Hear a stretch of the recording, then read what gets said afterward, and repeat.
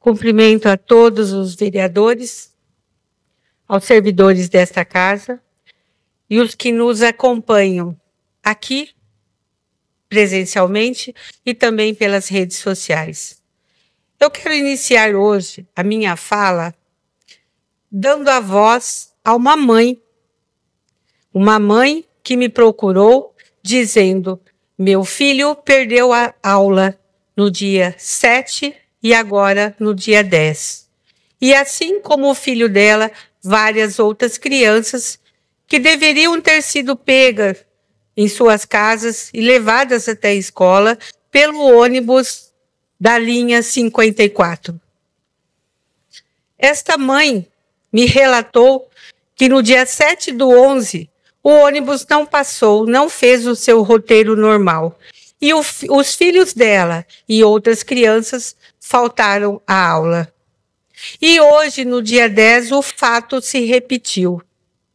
Ela me relatou que esteve aqui no setor de transportes da prefeitura e foi falado para ela que eles não foram avisados. A empresa só falou que estava com um problema elétrico.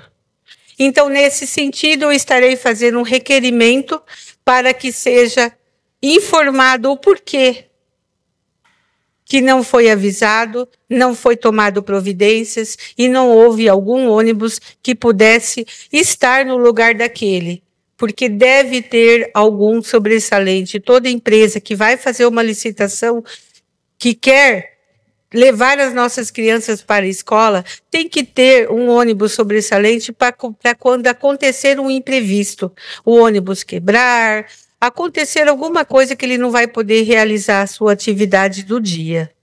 É o mínimo que uma empresa responsável deve fazer.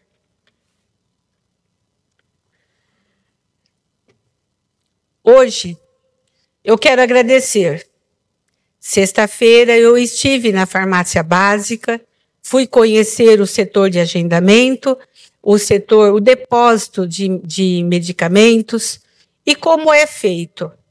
E eu quero agradecer porque eu fui muito bem recebida. Eu fui recebida como uma vereadora que está fiscalizando deve ser recebida, com educação e com urbanidade. Então, fica aqui o meu agradecimento. Em contrapartida, eu estou fazendo uso dessa tribuna hoje também para relatar um fato importante.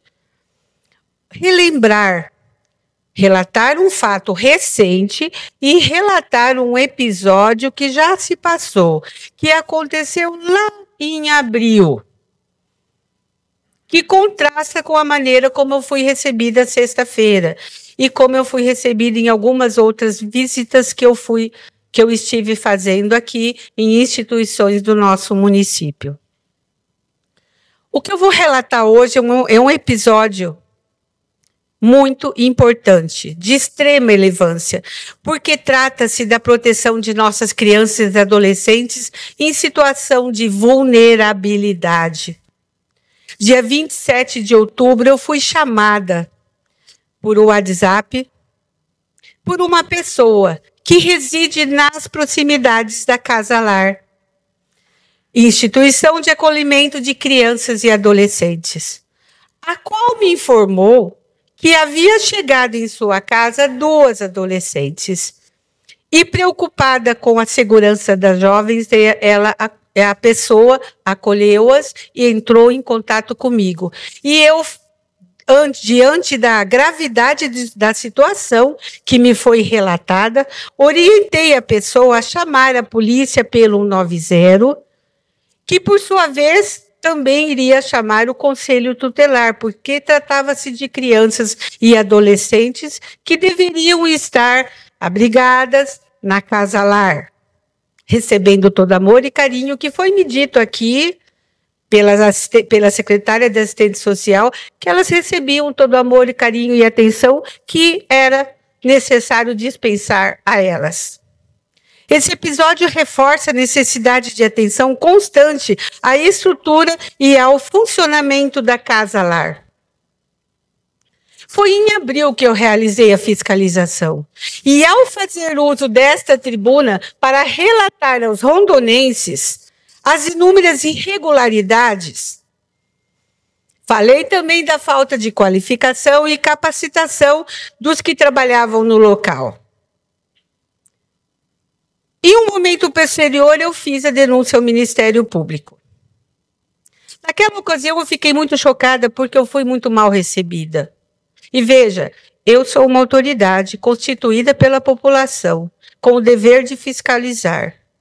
Então, eu fiquei pensando e falei aqui na tribuna como estariam tratando aquelas crianças e como elas iriam se defender caso acontecesse alguma coisa que não era adequado.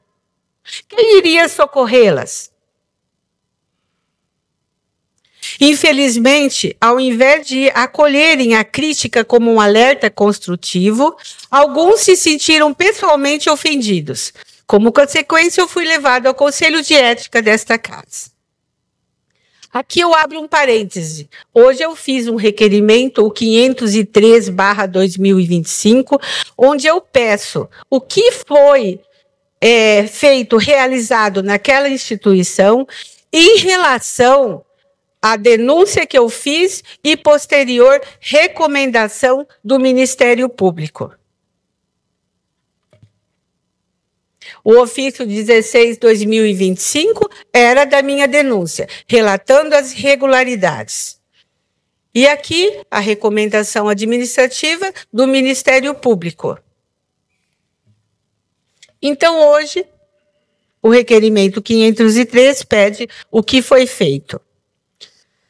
Fecha parênteses. O artigo 229 da Constituição Federal do Brasil trata do dever dos pais de assistir, criar e educar os filhos menores. Mas e quando isso é descumprido pelos pais? Quando é descumprido pela família? Aí o Estado vai intervir. E aí o Estado pode, através de instituições, Conselho Tutelar, Judiciário, MP, retirar essas crianças e encaminhar para a instituição de vulneráveis, para um abrigo como a Casa Lar, para cumprir e dar o que a família não está dando, até que a situação se resolva. Mas e quando essa instituição também não cumpre o seu papel? É por isso que não queriam permitir a minha entrada naquela época na Casa Lar. É por isso que o fiscalizado me mandou para o Conselho de Ética para me calar. Eu lamento muito que teve vereadores que disseram aqui por várias vezes que iriam fazer a visita à Casa Lar da maneira correta. E qual a forma correta? Avisando que iriam? Fazendo a propaganda que foram lá e tecendo elogios para a secretária de Assistência Social e para a coordenadora? E o que vocês me dizem quando o papel que deveria estar sendo desenvolvido por elas não foi cumprido?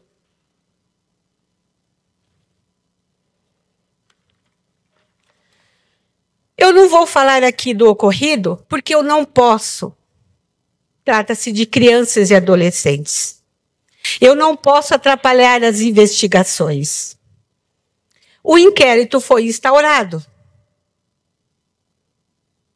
Estamos num contexto onde quem defende o bem e a verdade está sendo perseguido.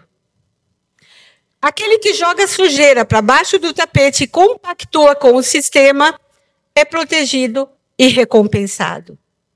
E, nesse sentido, eu lembro bem da fala da diretora da assistente social, quando disse que fazia tudo que a secretária da assistente social mandava.